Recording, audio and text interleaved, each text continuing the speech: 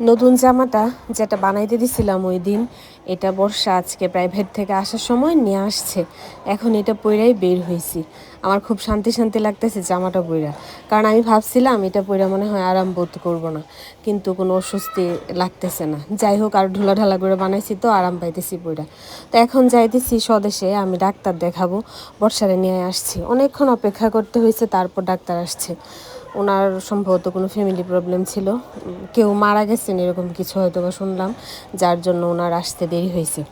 তা আমার হাজব্যান্ডের আসার কথা ছিল না, বা সে আসবে এরকম কিছু বলেও নাই, কিন্তু সে তো আমাকে সারপ্রাইজ করে দিছে।